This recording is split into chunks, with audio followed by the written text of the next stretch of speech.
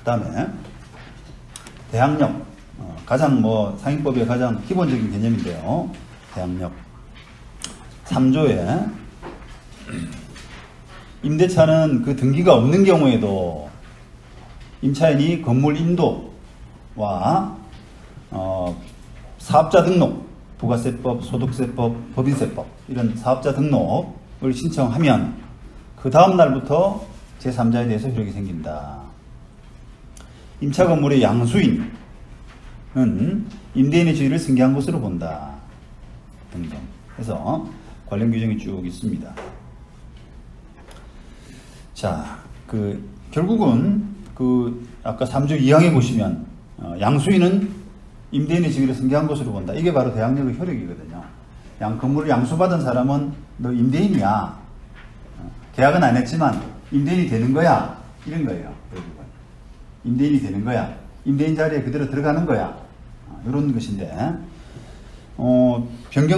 바뀐 건물주에 대해서 임차인이 종전 임대인, 계약한 임대인과 마찬가지로 임대차 계약상의 권리, 기간 보장, 그 다음에 보증금 돌려달라, 보증금 청구 이런 것들을 주장할 수 있다. 주장할 수 있는 그런 권리, 힘 이런 것들을 이제 대항력이라고 하죠. 자, 이게 건물주 바뀌면 바뀐 건물주한테 당연히 받을 수 있는 거 아니에요. 이렇게 일반인들은 많이 생각하지 않습니까? 그게 이제 그런 경우가 너무 많으니까. 왜냐하면 건물주 바뀌면서 사고 파는 사람들끼리 세입자 승계시키고 떠나기 때문에 그걸 세간에는 그냥 세입자 입장에서는 그거 당연한 거 아니에요. 그걸 법에다 적어놔요. 이렇게 생각하는데 그게 이제 그렇지가 않죠. 우리가 이제 법을 배운 사람 입장에서는 이게 채권적 계약, 채권 이런 부분들을 좀 이해를 하셔야 되거든요. 임대차는 기본적으로 이제 채권이잖아요. 니하고 내하고 계약을 했기 때문에 기간도 지켜줘야 되고 월세도 내야 되고 그 다음에 끝나고 나면 돈도 돌려줘야 되고 그런 계약이지 않습니까? 자, 그런데 건물주가 내 의사와 상관없이 건물주가 쑥 바뀌었을 때 바뀐 건물주에 대해서 사실은 이거 어떻게 저 사람한테 기간을 지켜달라, 그 다음에 나중에 보증금 돌려달라 이런 주장을 할 수 있을까? 계약도 없는데 나는 저 사람하고 계약 체결한 게 아니잖아. 이런 생각을 하셔야 되거든요. 그게 이제 법리적인 판단이잖아요. 그거는 채권이라는 개념을 이제 채권이라는 개념에서 바탕을 두는 거거든요.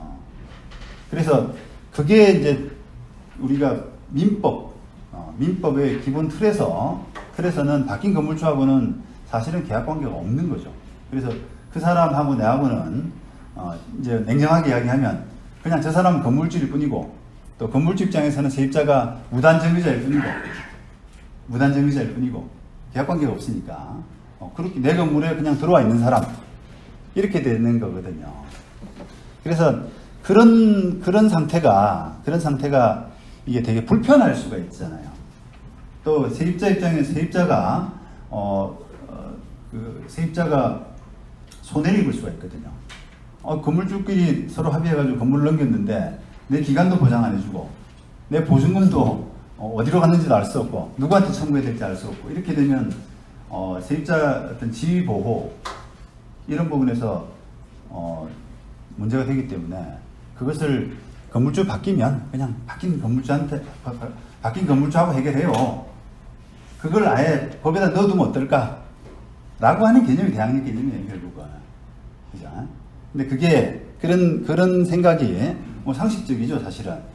그런 생각이 주택에 대해서는 일찌감치 들어와 있고요. 주택임대차 81년도 만들어지면서, 임대차보호법에는, 주민등록하고, 이사하고 하면은 대항력 갖추도록 되어 있잖아요. 했는데, 상인법에는, 상가 점포에는 그게 들어온 지가 얼마 안 됐단 말입니다. 2001년도부터. 그게 이제 계속 이제 말썽이 나고, 말썽이 나죠, 당연히. 건물주는 바뀌었는데, 바뀐 건물주하고 바로 해결을 못하니까 말썽이 나지 않습니까? 기간 보장도 안 되고, 보증금 반환 부분에서도 논란이 되고 하니까, 그걸 이제 넣은 겁니다. 넣은 거예요. 2001년도에 와서. 자, 그전에는 그럼 어떻게 했느냐? 그럼 보호받으려 그러면은 전세권 등기. 전세권 딱 이렇게 등기부에 넣어가지고 10년 뭐 이렇게 넣으면 그게 이제 물권으로서 단순히 약속이라고 하는 채권을 넘어서서 등기부에 올라가는 물권으로서 보호가 되죠. 다른 계약을 안 한 다른 사람에 대해서도. 그죠? 그 다음에 민법 621조 임대차 등기 이런 것들을 하면은 대항력이 인정이 됐단 말입니다. 그런데 그런 것들이 이제 불편한 거예요. 등기하고 뭐 협력 청구하고 이런 부분들이 불편하니까 잘 활용이 안 돼가지고 안 되고 좀 무지하고 이런 것 때문에 임차인 손해가 이제 빈발하니까 2001년도에 들어와서야 겨우 그걸 넣었죠. 이제. 그걸 넣었습니다.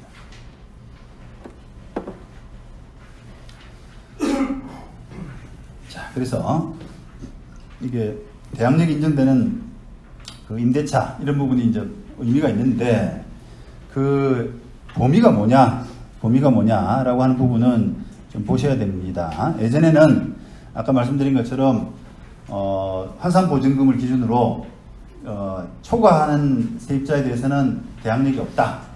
그 이하 환산보증금 이하 세입자만 대항력이 있다. 어떻게 하면 사업자 등록과 점유를 넘겨받으면 이렇게 됐죠. 그런데 그게 2015년 5월에 바뀌어서 환산보증금 불구하고 구애받지 않고 모든 걸 다 인정하는 것으로 대항력을 인정하는 것으로 그렇게 바뀌었어요. 그거는 아까 말씀드린 것처럼 건물주가 바뀌면 바뀐 건물주하고 그냥 해결하는 것이 세입자 보호나 또 우리 일반 사회 통념 이런 부분에서 부합한다고 보기 때문에 그걸 굳이 뭐 환산보증금의 차이를 둬가지고 넘어가는 사람은 보호하지 않고 이렇게 할 필요까지 없지 않느냐라고 해서 그냥 넣어버린 거예요. 그래서 그게 2조 아까 3항 그죠? 3항 여기 1항 단서에 불구하고 3조 이렇게 되어 있잖아요. 그게 대항력 규정입니다. 그때 들어온 거예요. 15년 5월이죠. 5월에. 그 다음에 이 법 개정 이전에는 이제 이 환산보증금 초과하는 세입자 같은 경우는 대항력이 이제 없죠. 원칙적으로 전세권 등기 이런 것들을 하지 않으면 대항력이 없으니까 이 손해가 많았어요, 사실. 왜냐하면은 우리 지금 시장 자체가 막 이렇게 부동산이 떴다가 깔아앉았다 이런 그 부침이 있는데 그 와중에 그 건물을 취득을 하면서 상업용 건물을 취득하게 되면 보통은 자기 목적, 예를 들어서 이제 그걸 뭐 개발한다든지 재건축한다든지 하는 그런 목적으로 취득하는 경우가 많죠. 그냥 기존의 세입자 유지해가지고 나 월세 받을래 이렇게 잘 안 된단 말이에요. 왜냐하면 그게 보통 보면 관리가 잘 돼가지고 뭐 수익성을 따지고 이렇게 한 건물이 아니라면 건물 값에 비해서 수익력이 너무 낮더라고요. 세입자한테 월세 받는 게 너무 낮단 말이에요. 그러니까 다시 말하면 건물의 자리는 괜찮은데 그 세입자의 구성이 뭐 떡볶이 가게, 뭐 철물점 이렇게 월세가 뭐 잘 안 나오는 이런 약간 그 옛날 사람들이 하던 데 있잖아요. 그런 식으로 되다 보니까 그걸 건물을 비싸게 주고 산 사람들은 그 세입자를 유지할 수가 없는 겁니다. 내보내고 다시 리뉴얼해야 제대로 수익이 나오는 거죠. 자, 그러다 보니까 그런데 문제는 이제 이 세입자를 내보내야 뭐 자기 뜻대로 되는데 그 세입자를 내보내는 그 과정에서 이 세입자들의 그 환산보증금이 기준 이하다. 이렇게 되면은 갱신요건이나 이런 것 때문에, 대항력이죠, 대항력 때문에 바뀐 소유자에 대해서도 내가 소유권을 취득했다고 하더라도 내가 양수 있는 임대인의 집을 승계한 것으로 본다. 라고 하는 그 규정에 따라서 내가 임대인이 되어버리잖아요. 그러면 꼼짝없이 뭐 5년도 지켜줘야 되고 이런 불편한 상황이 생기니까 매매하면서 매매하면서 그거를 승계하지 않는다라고 그러는 거예요. 서로. 돈을 좀 넉넉하게, 매매 대금을 좀 넉넉하게 줄 테니까, 더 줄 테니까 승계하지 않는다고 하자. 임대차 계약을 승계하지 않는다고 하자. 이런 식으로 해버리면 그 세입자는 주인이 바뀌었다는 이유로 민주인은 보호를 못 받게, 보호를 못 받게 생겼지 않습니까? 그런 문제가 이제 생겼던 거죠. 근데 그게 아주 적나라하게 나타난 게 2013년 8월에 그 갱신요건이 환산보증금 규모에 관계없이 보장되는 것으로 법이 바뀌었어요. 그죠? 환산보증금 규모에 관계없이 5년 보장을 해주자라고 법은 바꿨는데, 그러니까 다 해결될 줄 알았더니만 어떤 문제가 생기냐니까, 금액이 커서 이제, 금액이 큰데도 불구하고 5년 보장을 받는 건 좋은데, 건물주가 바뀌어버리니까, 그 사이에. 건물주가 바뀌어버리니까, 바뀐 건물주에 대해서 대항력이 없는 거예요. 대항력이.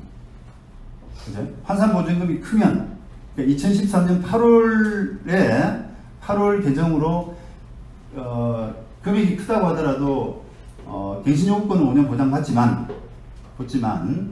대항력은 여전히 환산보증금에 따라서, 환산보증금 기준에 따라서 높으냐, 이하냐에 따라서 그 범위를 보호 범위를 달리하기 때문에 환산보증금이 초과하는 세입자의 건물주가 바뀌어버리면 그 바뀐 건물주에 대해서 대항력이 없지 않습니까?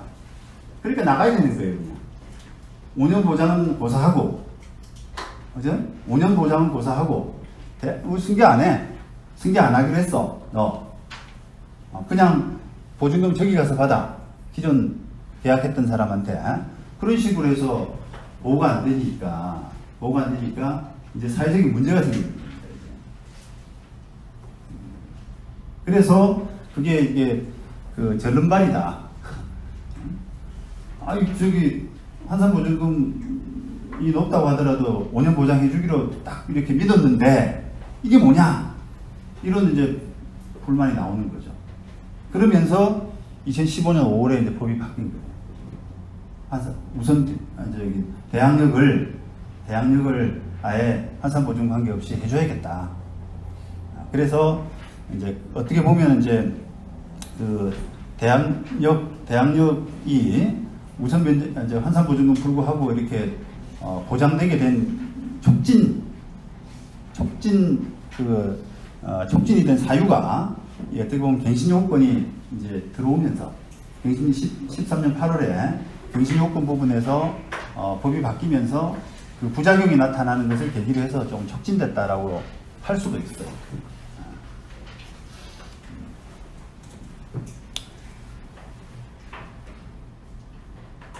자, 그래서 정리해보자면, 2011년 상임법 제정 전에는 우리가 이제 전세권이나 민법상 임대차 등기 이런 게 아니라면 상가 임차인이 대항력이 없었죠.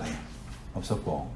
그 다음에 2015년 5월 개정 전에는 환산보증금 이하만 대항력이 있었고, 그 다음에 2015년 이후에는 이제 다 보호되고, 물론 뭐 이제 부칙에 따라서 이 법 시행 이후에 최초로 계약이 체결되거나 아니면 갱신되는 임대차여야만 되지만, 그런 단서가 있지만 어쨌든 그런 변청 과정을 거쳐와서 지금은 지금 대항력이라는 면에서는 다 보호되고 있습니다. 물론 뭐 그럼에도 불구하고 아까 초반에 말씀드린 것처럼 기본적으로는 이게 매매하면서 임대차를 승계하는 것이 거래 관행이거든요. 거의. 그러다 보니까 아직도 사람들이 내가 왜 바뀐 주인에 대해서 그 보증금을 달라 그러고 기간을 보장해 달라고 하는 것이 어떤 논리에서 가능한지를 세입자들은 잘 이해 못하고 있는 경우도 많죠. 당연한 거 아니야? 그냥 그런 식이에요. 그렇지.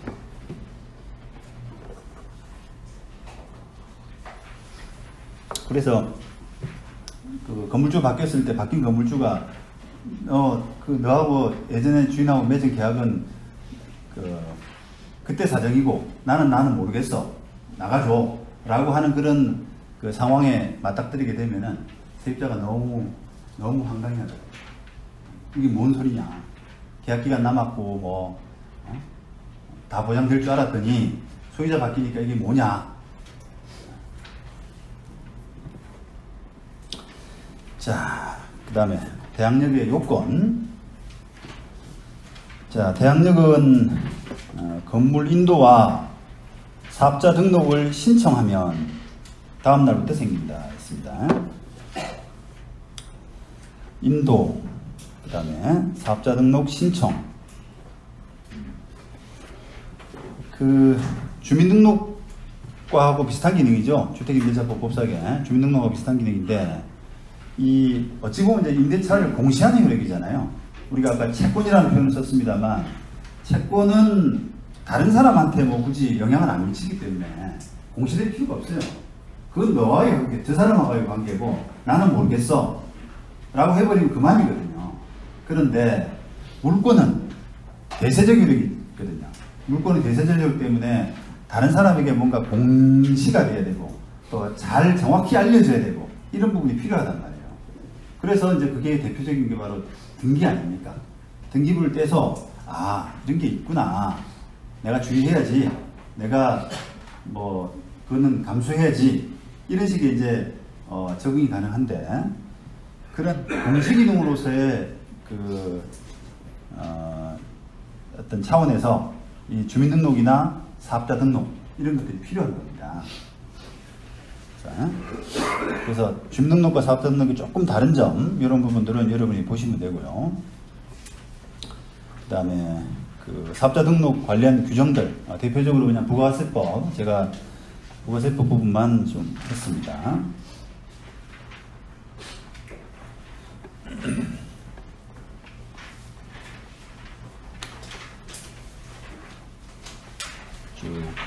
어쨌든 이게 여러분들이 일을 하시는 입장에서는 이게 좀 절차를 조금 법 규정을 좀 세세하게 보실 필요가 있습니다. 왜냐하면 그 절차에 맞지 않는 사업자 등록이나 이런 것들은 공시기능으로서의 기능이 부족하다라고 보고 대항력을 인정을 하지 않거든요.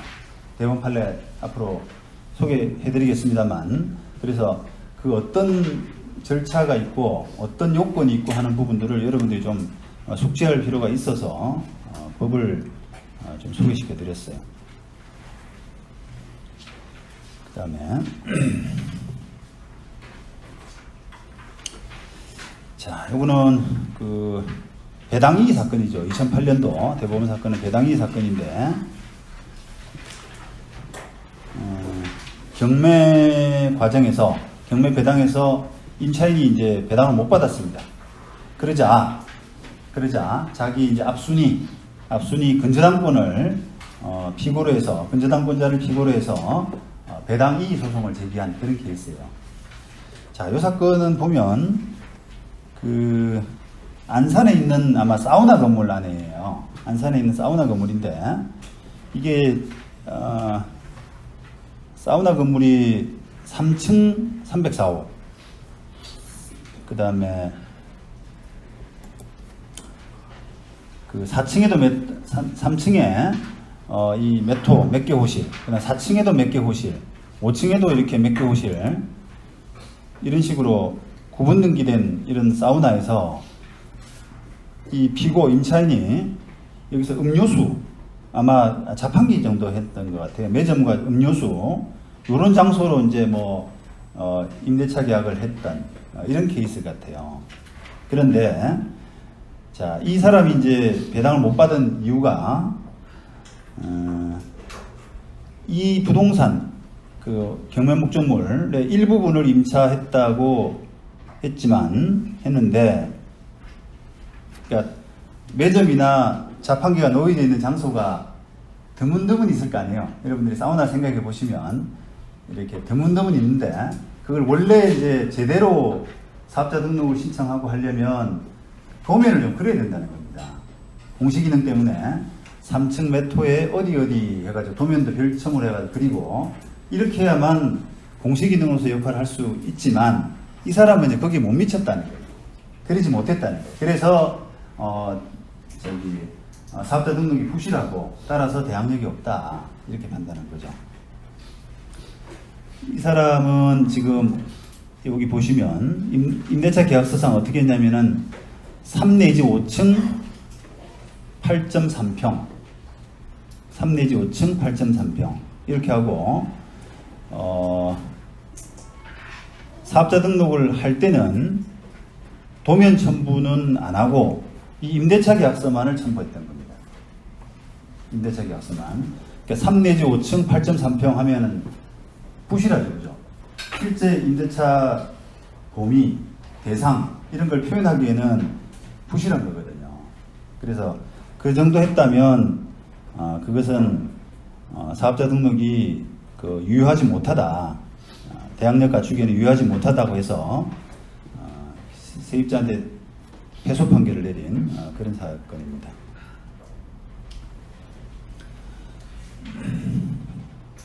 그 다음에 2016년 대법원 판결은 건물 명도 사건인데요. 그 경매로 상가를 낙찰받은 원고가 기존 임차인 피고를 상대로 나가달라, 비워달라라고 하는 명도 사건에서 실제로는 만약에 실제 계약서에는 200만 원 돼 있지만 상황이 안 좋아져서 실제로는 서로 합의하에 금액이 더 낮춰졌단 말이에요. 올 차임이 200만 원 원래 계약서 내던 것을 100만 원으로 합의해서 낮췄는데 그 사실이 사업자 등록에 반영이 안 됐다라고 한다면 이 원고의 대항력은 없다는 거예요. 지금 환산보증금이 넘어가면 대항력이 없죠.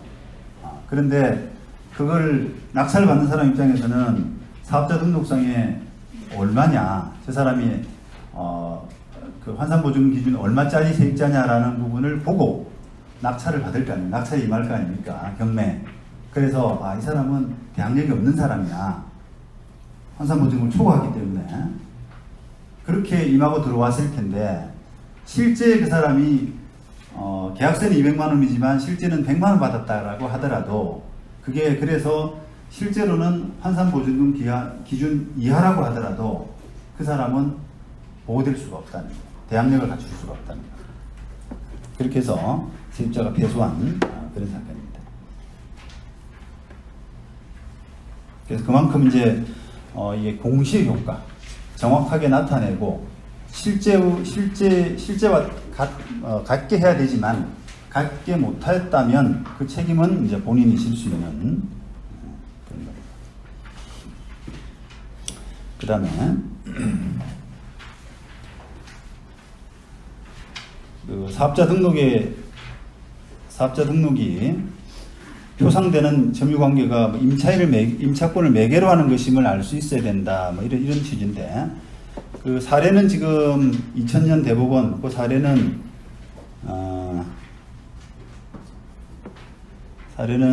주택임대차에 관한 사례를 제가 들려드렸는데요. 결국 그런 거죠. 여러분들이 주택임대차 할래들 많으니까 그거 보면은 왜 집주인이 자기가 직접 살다가 딴 사람한테 팔았는데 계속 보조하는 거, 계속 임대차로 사는 것으로 계약을 하는 경우 있잖아요. 예를 들면 5억에 팔았는데 그냥 2.5억을 2억 5천원 보증금으로 하고 실제로는 2억 5천만 받고 등기 넘겼단 말이에요. 그럼 주인이 이제 세입자가 되는 거죠. 그러면 그 세입자의 대항력이라고 하는 것은 그 전부터 전입신고는 이 사람이 했습니다만 그 사람의 그 임차인으로서의 어떤 대항력 이런 것들은 그 소유권 바뀐 이전이 된 그 다음날 그죠? 그래야 돼야 맞잖아요. 그러니까 자기가 살던 집에 주민등록을 두고 있으면 그건 임대차의 공식이동으로서의 주민등록이라고 보기는 어렵잖아요. 그죠? 바뀌어야만 소유자가 바뀌어야만 이 사람이 임대차일 수 있구나 라고 생각을 할 거 아니겠습니까? 그래서 그런 경우에 그 세입자의 대항력이라고 하는 것은 소유권 이전 등기된 그날 다음날 자정 0시 자정 0시에 생긴다. 그렇다면 그 소유권 이전된 그때 설정된 저당권이 있다면 그 저당권과의 관계에서는 대항력이 없다. 그죠? 그런 사건이에요, 결국은. 이게 보면 뭐 이제 그 원래 갑이 원래 집주인이었는데 팔고 나서 자기 부인 앞으로 주인 앞으로 임대차 계약을 하면서 부인 앞으로 계약을 하고 하는 그런 부분이 있고, 또 이게 그 사람이 또 뭐 바로 전부금 소송을 한 임대차 보증금 달라 소송한 게 아니라 낙찰되고 나니까 낙찰받은 사람 상대로 야, 나 대항력 있는 세입자야, 나 돈 줘 해서 임대차 보증금 소송을 한 게 아니라 그 사람의 채권자, 그 세입자의 채권자가 전부금 판결을 받은 거예요. 전부금 판결. 전부명령 받고 전부금 판결 받아서 전부금 소송을 한 겁니다. 근데 전부금 사건이나 양수금 사건이나 사실은 쟁점은 이 임차인, 해당 그 임차인이 바뀐 소유자에 대해서 대항력이 보증금 청구할 권리가 있느냐, 거기에 따라서 결국은 양수받은 사람이든 전부받은 사람이든 다 권리를 그대로 가지는 거 아니겠어요? 그 권리에 기반해서 가지는 권리들이기 때문에 여기를 보시면 됩니다. 그래서 이건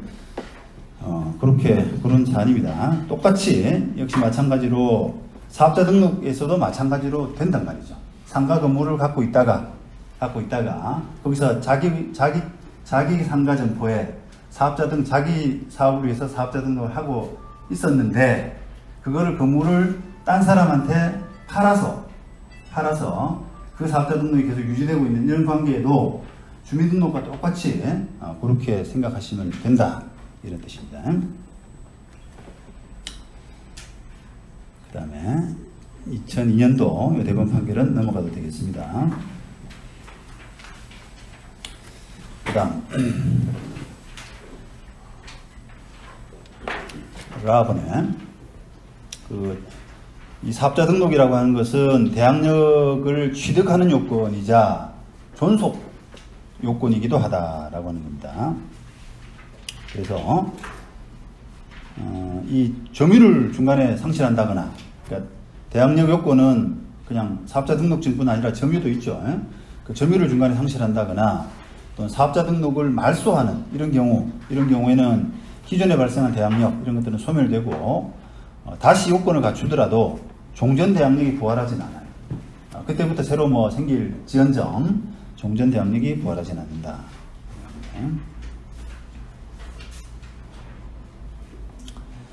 그런 취지의 판례가 2006년도 10월 문제고요. 그 다음에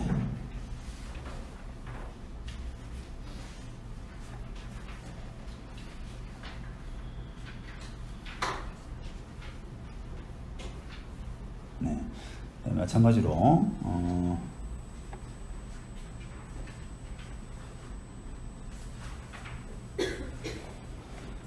2006년도 1월 판례도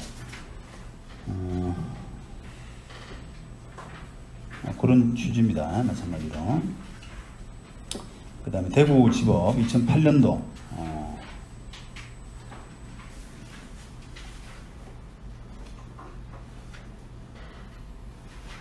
판례도 그렇게 보시면 되고요. 그 다음에 우리가 경공매와 대항요건인데, 법에 보면은 우리가 대항력 요건 해가지고 점유를 이전받고 그 다음에 사업자 등록을 갖추면 대항력 갖춘다 이렇게 해놓으니까, 그렇다면 그대로 따른다면 그럼 그 건물이 경매 들어갔는데 나는 사업자 등록도 있고 점유도 하고 있는 임차인이면 내가 대항력 낙찰자한테 대항력 인정받지 않느냐, 그죠? 법에는 그렇게 되어 있으니까 그렇게 이제 생각하실 수가 있죠. 근데 그게 일반 매매에서는 그게 맞아요. 일반 매매에서는 매매를 하면서 그 세입자의 그 보증금, 임대차 관계 이런 것들을 따져가지고 둘이 합의하에서 넘기기 때문에 예를 들면 근저당 설정된 이후에 어떤 세입자가 들어와서 사업자 등록을 했다라고 하더라도 그 건물을 나중에 매매로 한 사람은 그 앞에 선순위 저당과 관계없이 사적으로 넘겨받을 때는 당연히 대항력이 있는 것이죠. 그게 아까 법상 그 3조 1항에 따라서 그대로 가지게 됩니다. 양수인의 임대인의 지위를 승계한 것으로 본다 이렇게 되잖아요. 그런데 경매에서는 이제 그게 적용이 안 되는 거예요. 왜냐하면 그것은 경매가 되게 되면 만약에 그런 세입자가 대항력을 가지게 되면 또 우선 변제권을 가지게 되면 선순위 담보권자의 권리를 침해하게 되거든요. 그래서 그런 차원에서 해석상 예외를 인정하고 있습니다. 그래서 우리가 경매에서는 그것을 이제 말소기준 권리라고 해서 선순위 저당, 선순위 압류 이런 것들이 있으면 뒤에 세입자는 대항력이 없다. 이렇게 해서 말소기준 권리보다 세입자의 대항력이 늦으냐 빠르냐 뭐 이런 거 가지고 우리가 대항력을 따지게 되죠. 그 이유는 바로 아까 선순위 담보권자의 담보가치라고 하는 그런 이유 때문입니다.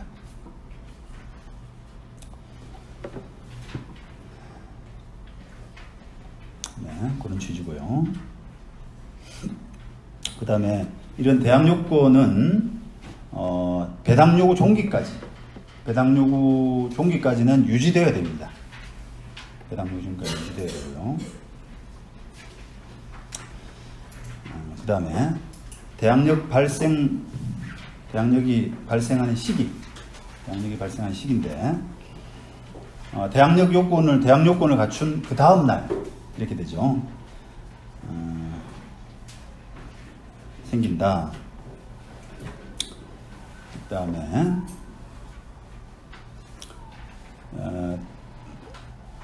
대항 요건을 모두 갖춘 다음 날 0시 이렇게 이제 해석을 하거든요. 그래서 사업자 등록은 먼저 신청을 했는데 인도를 나중에 받았다. 이런 경우에는 인도받은 다음 날 0시 이렇게 봐요. 인도받은 다음 날 0시. 그 다음에 사업자 등록 신청을 하면 된다고 되어 있거든요. 사업자 등록이 된 때가 아니고 신청을 한 때이기 때문에 신청일 다음 날부터는 대항력이 생기고 만약에 적법하게 신청을 했는데 수리하지 않을 경우 관공서가 잘못 판단해 가지고 수리하지 않을 경우에는 그 신청일 다음 날에 대항력이 여전히 생깁니다. 하지만 등록에 필요한 요건이 누락돼서 수리가 안 됐다 라고 하면은 적법하게 보완된 다음 날, 보완 신청한 다음 날 이렇게 되죠. 그 다음에 사업자 등록 정정 또 그때부터 정정해서 변경된 사항에 대해서는 그때부터 이제 사업자 등록이 효력화되는 거고요. 그 다음에 자 대항력의 효과 임대인 지위가 승계되죠. 그리고 법률상 당연 승계입니다.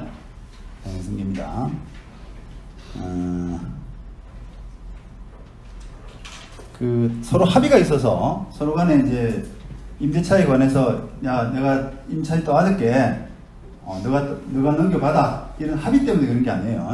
법률상 당연 승계예요. 그냥 법률상 당연 승계. 그래서 간혹 가다가 이렇게 이제 원룸들 안에 세입자들이 많이 살잖아요. 그런데 만약에 한 20가구가 사는데 파는 사람이 돈을 좀 더 받으려고 매매 대금을 더 받으려고 15가구만 산다. 나머지 5집은 빈집이다. 이런 식으로 거짓말을 했어요. 그리고 그 집을 가보니까 별로 짐도 없고 문도 열려있고 이러니까 근데 그게 그 사람이 세입자가 없는 게 아니라 뭐 좀 이렇게 장기 출장 다니고 하는 그런 사람이란 말입니다. 그래서 그게 15가구 보증금만 빼고 나머지를 다 줬는데 나중에 알고 보니까 5가구가 나타나서 나도 세입자예요. 내 돈 돌려줘요. 나 대항력 다 요건 다 갖췄어요. 이렇게 하면은 바뀐 사람이 떠나야 돼요. 바뀐 사람이 떠나야 돼요. 왜냐하면 그것은 아까 말씀드린 것처럼 서로 계약상 합의에 따라서 보증금이 승계된 경우가 아니라 법률상 당연승계이기 때문에 그렇습니다. 당연승계이기 때문에. 양수인은 임대인의 지위를 승계한 것으로 본다. 이렇게 되어 있잖아요. 그냥 양수인이 되면은 임대인이 되는 거예요. 간주해버리는 거예요. 법에서. 그럼 억울하죠. 그럼 모르고 돈 다 주고 했는데 세입자 보증금 떠나야 되니까 억울하죠. 근데 어쩔 수 없어요.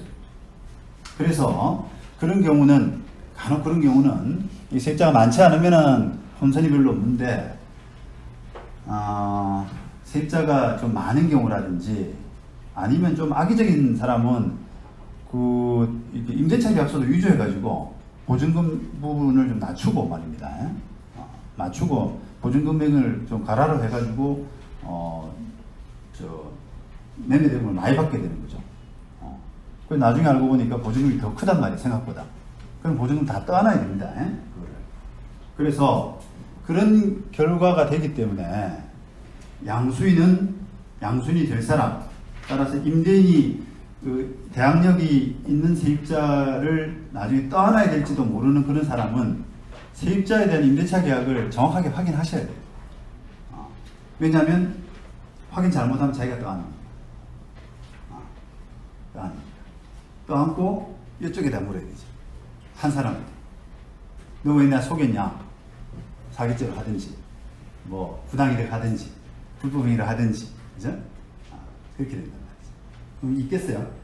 그런 식의 장난친 사람이 뭐 제대로 된 사람이겠냐고요. 아니죠. 힘들단 말이죠, 그게. 근데 그게 왕왕 생깁니다. 왕왕. 그래서 이게 이제 법률상 당연승계라고 하는 그런 부분이 그만큼 이제 의미가 있는 겁니다. 또 때로는 무섭게 다가올 수도 있고. 근데 이제 이게 그런 이제 구조가 세입자 확인을 잘 안 거쳐요. 세입자 확인을. 이게 뭐 주인 바뀌고 이러면은 뭐 세입자 동요가 일어나고 월세도 잘 안 주고 또 때로는 귀찮고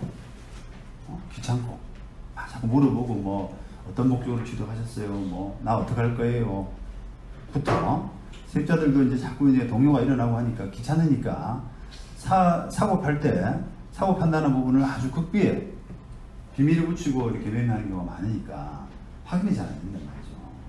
그냥 계약서 매도인이 내는 계약서만 믿고 그냥 맡겼거니 이러면서 그걸로 그냥 해버리니까 위조돼도 뭐 확인할 방법도 없고요.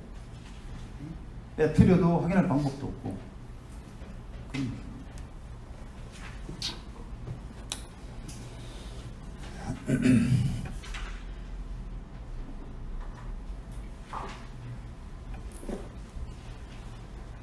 자, 이것도 뭐 96년 대법원 판결도 마찬가지입니다. 당연승계다. 그리고 그 임차인에 우선하는 뭐 다른 권리자가 있다고 해서 그 양수인이 임대인으로서의 지위 승계, 임차인 동의가 필요한 것도 아니다. 라고 해서 뭐 당연한 법리를 설치했죠. 그 다음에 또 중요한 효과가 면책적 승계라는 거예요. 면책적 승계. 기존 임대인은 임대인의 지위에서 벗어나면서 보증금 채무를 안 지는, 보증금 채무에서도 벗어나는, 그 다음에 새로운 양수인, 새로운 건물주만 보증금 채무를 부담하게 되는. 여기 면책이라고 하는 것은 보증금 반환 채무 차원에서 생각해 보시면 편합니다. 보증금 반환 채무라는 차원에서. 그러니까 바뀐 사람만 보증금 반환 채무를 부담하고 기존 사람은 벗어나는 이런 구조란 말이죠.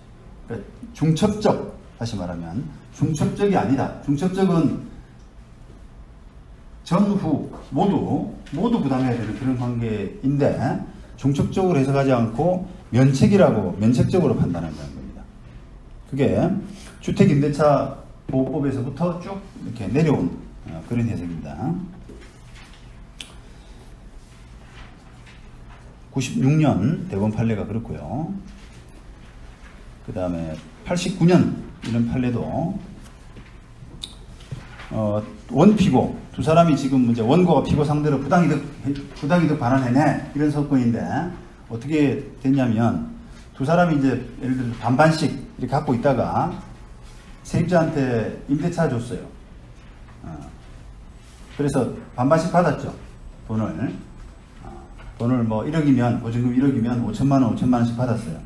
그런데 그 뒤에 두 사람 원피고 공유자 간에 공유 분할 재판을 해가지고 원고가 피고 지분을 다 받았습니다. 공유 분할 판결에서 경매로 나갔는데 경매 분할 판결에 따라서 피고 지분을 원고가 다 받았어요. 그러고 나서 그러면 세입자 보증금 누가 갚아줘야 되겠습니까? 당연히 원고가 다 갚아줘야 되죠.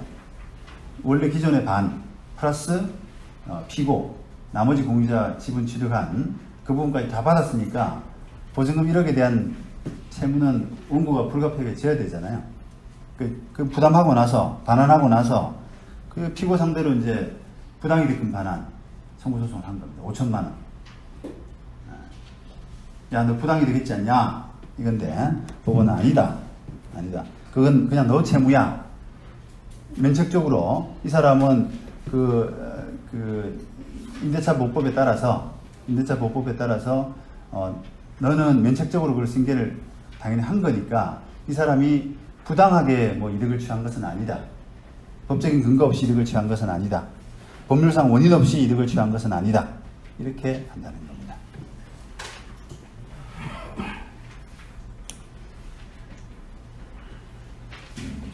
2013년 판결은, 전원합의체 판결은 여러분들이 한번 그 내용은 한번 잘 따져보십시오. 이게 이런 거예요. 원래 그 집 가지고 있는데 세입자의 채권자가 돈 받을 게 있다고 그래서 보증금 반환 그 채권에다가 가압류를 해줬습니다. 세입자 보증금 반환 채권에 대해서 가압류가 날라왔어요. 집주인 입장에서 봅시다. 그래서 제3채무자로서 받았어요. 그런데 이 사람이 깜빡 그 집을 팔면서 그걸 깜빡 잊은 거예요. 집을 팔면서 그 사실을, 가압류됐다는 사실을 바뀐 이제 매수인한테 이야기를 안 해주고 그냥 팔았어요. 그건 제가 볼 때는 악의는 없는 것 같아요. 그걸 굳이 세입자 보증금 내줘서는 안 돼요 이렇게 해야 되잖아요. 저 세입자 보증금이 아니라 1억인데 그 보증금 1억에 대해서 다 가압류 걸렸으니까 지금 당신이 사더라도 그 보증금 내주시면 안 돼요 라고 해서 그렇게 환기시키고 팔아야 되는데 그걸 까먹고 그냥 팔았어요. 그러다 보니까 사신분이 그 사실을 모르고 그 세입자한테 보증금을 내줬단 말입니다. 내줬어요. 그러니까 이제 가압류권자가 나중에 본안 판결 받고 그 다음에 추신금 소송을 한 거예요. 추신금 누구 상대로? 바뀐 소유자 상대로. 그러면 바뀐 소유자는 좀 억울하죠. 자기는 나는 듣지는 못했는데 왜 내가 그걸 물어줘야 돼요? 그게 이제 그 가압류 효과까지도 승계되는 것이냐? 그거예요. 제3채무자, 기존에 이제 임대인이 제3채무자로 해서 가압류가 됐는데 그 임대인이 부담하는 그 가압류의 부담 이런 것들이 소유권을 넘겨받은 사람도 그 부담을 그대로 떠안는 것이냐? 그렇다 라고 하는 것이 다수 의견. 그래서 너는 그 가압류의 부담까지 떠안는데도 불구하고 돈을 내줬으니까 잘못된 거야. 그래서 너는 다시 부담을 해야 돼. 추신금 채무가 있는 거야. 다시 부담해야 이 사람한테 줘야 돼. 라고 하는 것이 다수 의견이고. 그렇지 않다. 그 임대인으로서 임대인의 직위를 승계한다. 양수인이 임대인의 직위를 승계한 것을 본다. 라고 하는 그런 효과와 제3채무자로서의 어떤 그 부담, 이 같이 넘어오는 것과는 다른 거 아니냐 라고 하는 것이 소수 의견이에요. 소수 의견. 그래서 여러분들이 그건 한번 생각해 보십시오. 여기 보시면은 뭐 어느 쪽도 이렇게 딱 그 타당하다, 뭐 이렇게 어느 쪽도 이렇게 절대적으로 맞다라고 하는 그런 생각보다 다 좀 애매할 수 있겠구나라는 그런 생각이 좀 드실 겁니다. 그 다음 당연승계에 대한 임차인의 이의 제기에서, 자, 원칙은 소유자가 바뀌면 법률상의 당연승계라고 해서 바뀐 사람이 당연히 승계하게 되잖아요. 임대인의 지위를 승계한 것을 본다 이렇게 되는데, 자, 그렇게 하면은 조금 억울한 부분이 사실 있어요. 그러니까 우리가 이제 물권의 개념과 아까 채권의 개념 이런 부분을 좀 이렇게 그런 차원에서 약간 갈등인데, 일종의, 자, 나는 A라는 종전 매도인과 계약을 하고 그 사람의 신용을 믿고 그 사람의 자력을 믿고 계약을 했는데, 어느 날 저 사람이 소유자가 됐다 그래서 나는 저 사람한테만 돈을 받으라 라고 하면 나는 억울한 거 아니냐. 그게 약간 채권의 개념이잖아요. 그죠? 채권이라는 게 이제 그런 거거든요. 두 사람 간에 합의하에서 나는 당신을 임대인으로 뭐 하고 임차인으로 하고 보증금을 나중에 돌려줄 것을 약속하고, 이런 식의 이제 서로 간에 상대방의 신용이나 이런 걸 보고 계약 체결을 하는 것인데, 그게 어느 날 소유자가 바뀜으로써 그냥 깨진다는 거 아니에요. 그죠? 그게 좀 부당한 부분이 있으니까 예외적으로 이 계약이 종료된 상태에서 임대차 계약이 종료된 상태에서 건물 소유권이 변동했을 때는 이런 임차인의 어떤 보호 차원, 계약기한이 끝났다, 나는 저 보증금을 돌려받아야 된다 라고 생각하고 있는 그 임차인 보호 차원에서 임차인이 그 양도 사실을 안 때로부터 상당한 기간 내에 이의를 제기함으로써 그 승계되는 임대차 관계의 구속으로부터 벗어날 수 있다라고 이렇게 판단한 겁니다. 2002년도 9월 그 판결이 그런 겁니다. 근데 요 사건은 하여튼 이론은 그렇지만 이 임차인은 상당한 기간 내에 이의를 제기한 것으로 보기는 좀 어렵다. 무슨 말인가 하니, 요게 이제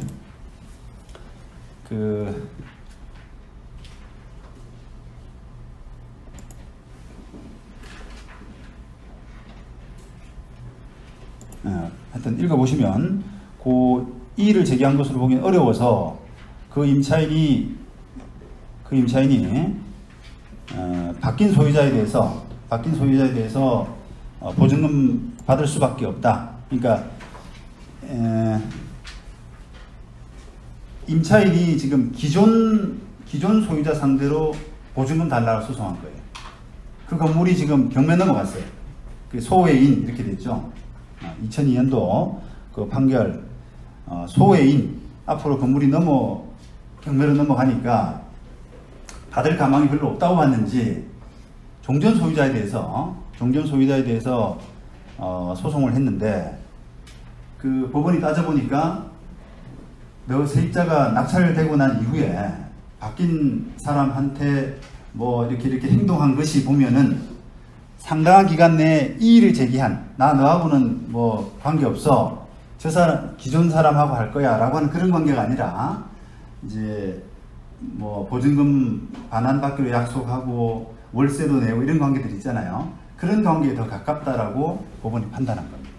그래서 결과적으로는 종전 소유자 상대로 한 그 임대차 보증금 청구는 기각이 된 그런 사건입니다.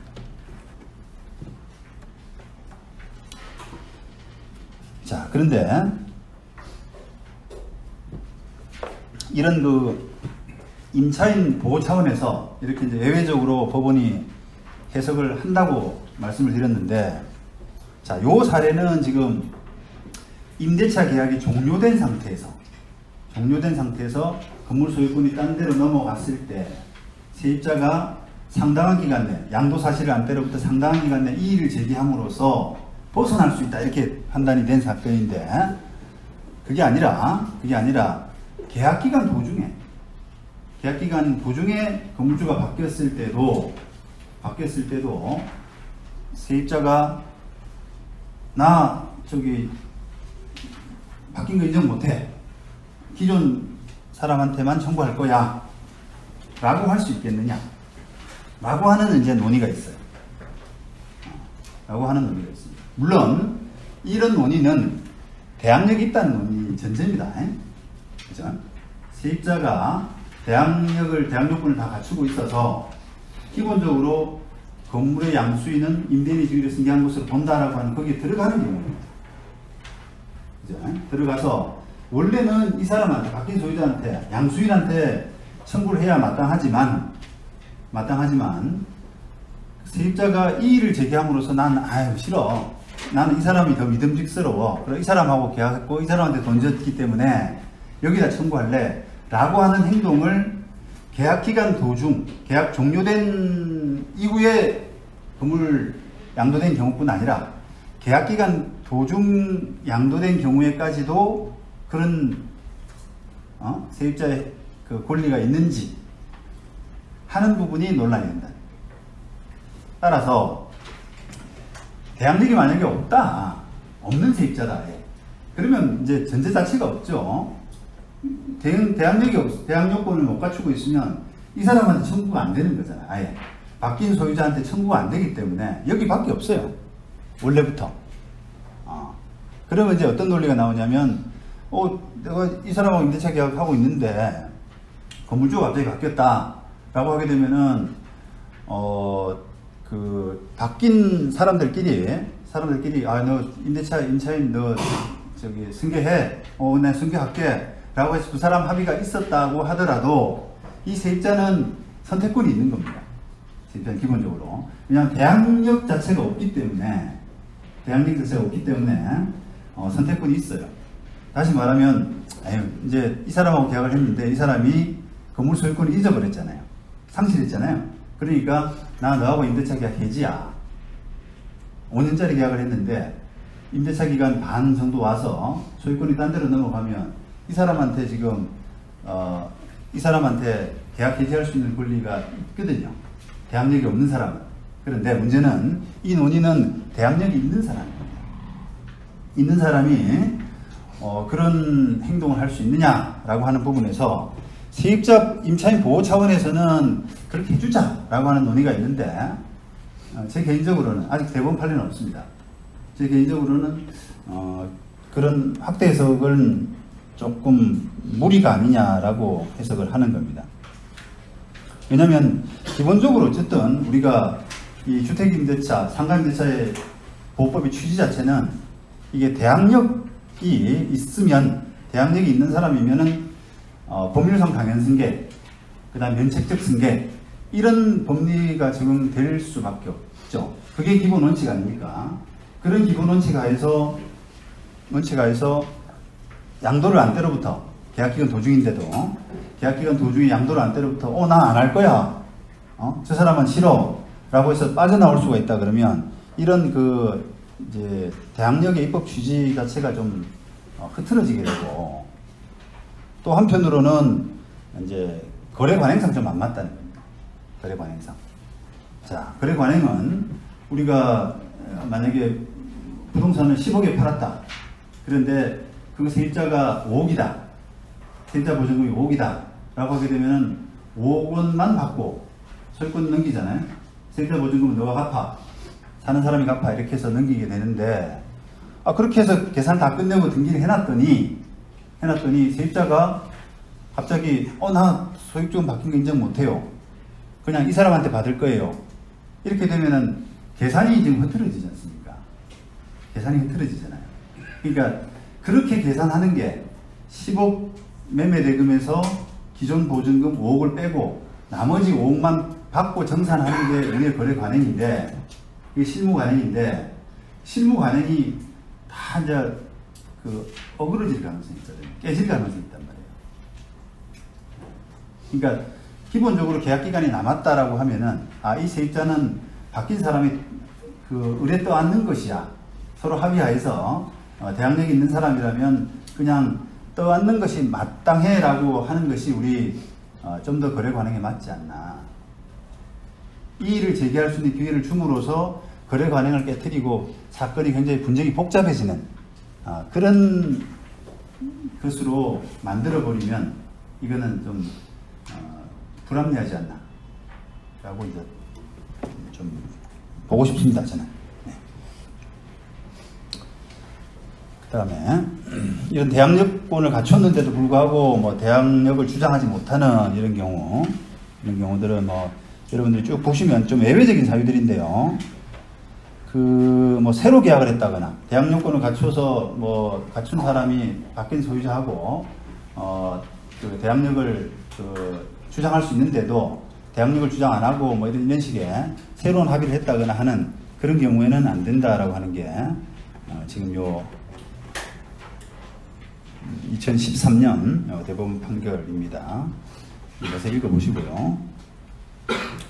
그 다음에 그 세입자가 이제 그 건물이 낙찰됐을 때 원래는 대항력 있는 세입자라 낙찰받은 사람한테 보증금 청구할 수 있는 권리가 있습니다만 그 건물을 낙찰되는 그 단초가 된 그 건물을 담보 제공하는 과정에서 무상임차 확인서 같은 걸 써줬단 말이죠.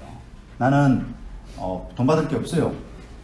그걸 은행에다가 확인서 써주고 그런 경우가 많잖아요. 그런데 이제 그런 사람이 대항력을 뒤늦게 주장한다 라고 하는 것은 무리다. 신의칙에 반한다. 이런 판례입니다. 이게 2016년 대법원 판결이고요. 그 다음에 이 대항력의 구체적 법률 관계 이제 적용인데, 요거는 2015년 대법원 판결은 제가 소송 대리를 좀 했었는데, 사건 자체는 원래는 이제 그 뭐 똑같은 동일한 사람 소유 그 어떤 회사 소유였는데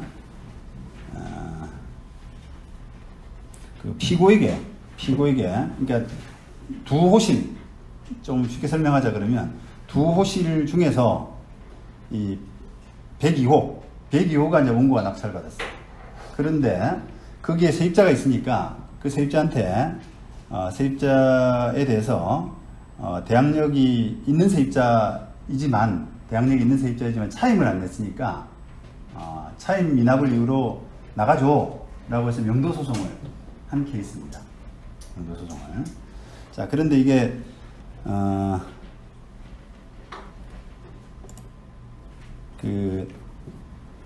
결과적으로는 대법원에서 하급심에서는 이제 그 명도 청구가 받아들여졌죠. 왜냐하면 차임을 안 했으니까 사실 더 버틸 방법이 없잖아요. 그러니까 계획해지 통보가 적법하다라고 보고 피고 보고 나가 라고 판단했는데 대법원에서 그게 뒤집혔어요.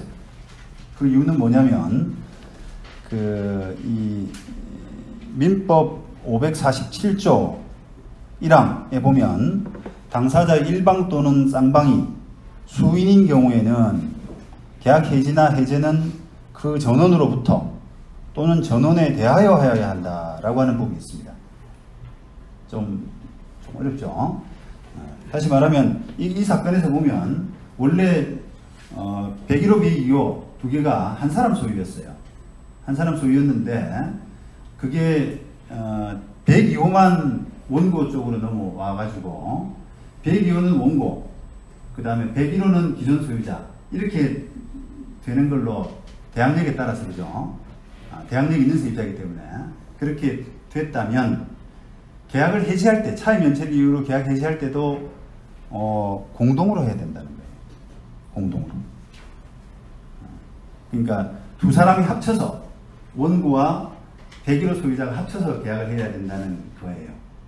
근데 그게 그렇지 않고 102호, 낙찰받은 102호 원고만 해지 통보를 했기 때문에 그 해지 자체가 부적법하다고 합니다. 부적법하다. 그래서 이 대법원 판례의 특징은 이게 한 사람이 있을 때는 사실 원래 101호, 102호 소유자가 한 사람이었기 때문에 한 사람이 있을 때는 이런 법리가 적용될 수가 없었죠. 그런데 낙찰로 인해서 102호 소유권만 원고가 낙찰받으니까 두 사람이 됐잖아요. 그런데 이게 처음부터 두 사람으로 계약해가지고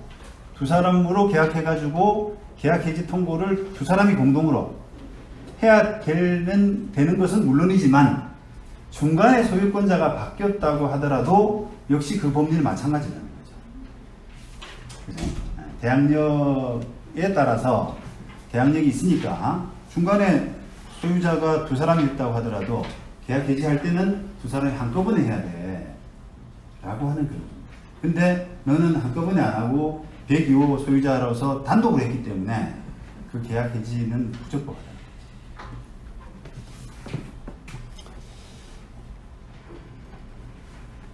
제가 했던 사건이라 뭐 이해도 잘 되지만 가슴이 아프네요. 제가 원고 대리인을 맡아가지고 그때는 1심 원심에서 이겼는데요. 대법원에서 그게 참 상대방 대리인이 제대로 주장을 못하다가 대법원에서 조금 이제 무슨 꿈에서 무슨 계시를 받았는지 대법원에서 갑자기 상고이유로 그걸 쓰더라고요. 그래서 아쉽게 졌습니다. 그 다음에 2008년도 판결, 그 다음에 2017년도 판결, 요건 한번 읽어보시고요. 뭐 차임 연체됐을 때 그런 효력 관련된 건데, 조금 이제 대항력하고는 조금 이제 언저리의 그런 법리라서, 그 다음에 대항력 없는 임차인 지위, 요거는 아까 이제 조금 말씀을 이미 좀 드렸었죠. 자, 이제 한번 법을 한번 이렇게 보시면 2015년 5월에 이제 환산보증금 그 액수에 불구하고 대항력을 다 인정하는 것으로 법이 바뀌어가지고 이제 대항력이 인정되지 않는 그런 경우가 별로 없겠죠. 앞으로는 없어요. 상가 점포에서 대항력이 인정되지 않는 경우는 별로 없겠죠. 자, 그래서 대항력 없는 세입자는 어떻게 되느냐, 매매할 때 어떻게 되느냐라고 하는 부분에서 조금 뭐 그 이야기 할 필요가 있을까, 이런 그 의문도 가지실 수 있겠지만 여전히 그래도 실익이 있어요. 실익이. 왜냐하면 일단은 그게 이제 우리가 어찌 보면 계약력이라고 하는 법리는 채권의 기본 기초 법리에서 예외인 것이고, 그죠? 특별한 법리잖아요. 두 사람 간의 계약관계, 계약 당사자가 아님에도 불구하고 소유권을 취득했다는 이유만으로 그 임대인이 지위를 승계한 것으로 봐버리기 때문에 대항력이라는 게 자체가 어떻게 보면 채권 이론의 좀 예외인 것이고, 따라서 그렇다면 대항력이 없는 상태에서 우리가 그냥 채권적인 그런 기본 틀 안에서 과연 그 세입자의 지위란 것은 뭘까? 이런 부분은 어찌 보면은 민법 기본의 접근이거든요. 그렇죠? 민법 채권의 그 기본 법리에 따른 접근이란 말이에요. 그래서 그런 부분을 생각해 보는 것은 참 의미가 있습니다. 자, 그런 차원에서 본다면 대항력이 없다라고 하게 되면은 이제 내가 대항력이 없는 사람인데, 예를 들면 없는 사람인데 세입자가 소유자가 바뀌었는데 바뀐 소유자가 두 사람이서 너 또 앉기로 했어.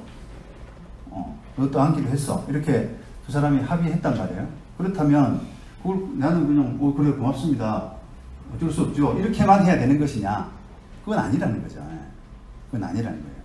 채권의 기본 법리에서는 계약관계가 이 사람한테 있기 때문에, 신뢰가 이 사람한테 있기 때문에 바뀐 소유자가 마음에 안 들면 중도 해지할 수 있는 권리가 있다는 겁니다. 임대차 계약, 이 사람한테 임대차 그 합의, 그 신뢰 이런 것들을 계약을 했는데 건물주가 바뀌었다고 해서 똑같은 그런 임대차 계약이 보장된다고는 할 수 없죠. 그래서 그걸 이유로 너 그러면 임대 못 해주지 않니? 그러니까 중간에 나 해지할 거야. 가능하다는 거죠. 이게 가능하다는 거죠. 이게 이제 판례가 있죠. 이게 98년도 이 판례가 바로 대항력이 없는 사람일 경우에 그 판례입니다. 자, 그렇다면 이게 생각했던 거하고는 좀 다르잖아요. 우리는 그냥 부동산 넘겨받으면 당연히 그냥 승계될 걸, 세입자 의사가 불구하고 당연히 그냥 승계하고, 또 승계할 뜻도 있고, 사고 판 사람들이 아니 당연히 세입자 내가 저 임대차 계약 승계하려고 샀다, 보증금도 돌려줄게 라고 하는데도 그게 세입자가 중간에 싫다라고 해서 나갈 권리가 있다면 이게 좀 생각했던 거하고 좀 달라지죠. 어떻게? 세입자가 나 싫어, 나는 그만둘 거야 라고 하게 되면은 청구를 지금 바뀐 소유자가 아니라 전 소유자, 계약 당사자인 전 소유자에 대해서 하잖아요. 보증금 달라. 그런데 이 한 사람은 저쪽에다 다 맡겼거든요, 돈을. 그죠? 저쪽에다 다 보증금을 다 맡기고 네가 줘, 오케이 라고 해서 줬는데 여기 또 청구를 당하는 거예요. 계산이 안 맞죠. 계산이. 그래서 그런 혼선들. 그 다음에 두 번째는 임대차 기간, 잔여 기간. 임대차 잔여 기간이 만약에 5년이다. 근데 한 2년 정도 지나서 소유자가 바뀌었다라고 하면은 3년 정도는 그냥 바뀐 사람 입장에서는 3년 정도는 세입자한테 당연히 월세를 받을 수 있을 거다. 3년 남았으니까 자기의 보증 임대차 계약을 지켜 줄 생각이고, 그 다음에 세입자도 지켜야 하는 의무가 있고 라고 하는 생각으로 그거를 넘겨받았다면 3년 동안은 그런 해당 월세가 들어올 거라 생각을 하고 수익 건물이기 때문에 생각을 하는데 갑자기 세입자가 나간다는 거예요. 이제 계약 해지할 수 있다, 나간다 이렇게 돼버리면 그런 이게 매매 계약 자체가 흔들릴 수 있습니다. 매매 계약 자체가 이런 수익력을 보고, 세입자의 수익력을 보고 매매를 했는데 세입자 갑자기 나간다 하니, 안 나간다 하니 나는 매매 계약 취소야, 이렇게 이제 매매 계약까지 흔들릴 수가 있단 말이에요. 그래서 그런 경우를 생각한다면 어떻게 해야 되느냐? 세입자한테 물어봐야 돼요. 세입자한테 물어봐야 돼요. 계약하기 전에. 매매 이전 등기하고 계약하기 전에 세입자 불러다가 야, 내가 이번에 소유자 바뀔 수 있는데 그대로 갈래? 나갈래? 이렇게 해야지 불이탈을 입지 않습니다.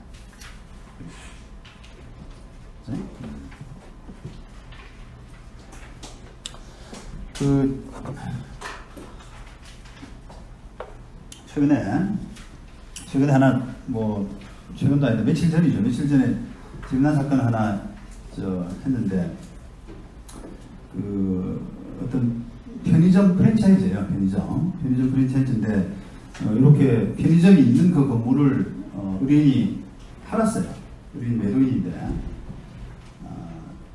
아마 근데 제법 수익력이 좋으니까, 좋고 기간이 남아 있으니까 산 사람이 그게 매력적이라고 보고 수익력이 난다고 보고 이제 그 편의점이 들어가 있는 그 점포를 사게 됐는데, 딱 이전 등기하고 보증금 다 이제 빼고 정리하고 이렇게 이전 등기가 다 끝난 뒤에 편의점 쪽에서 이제 레터가 날라온 거예요.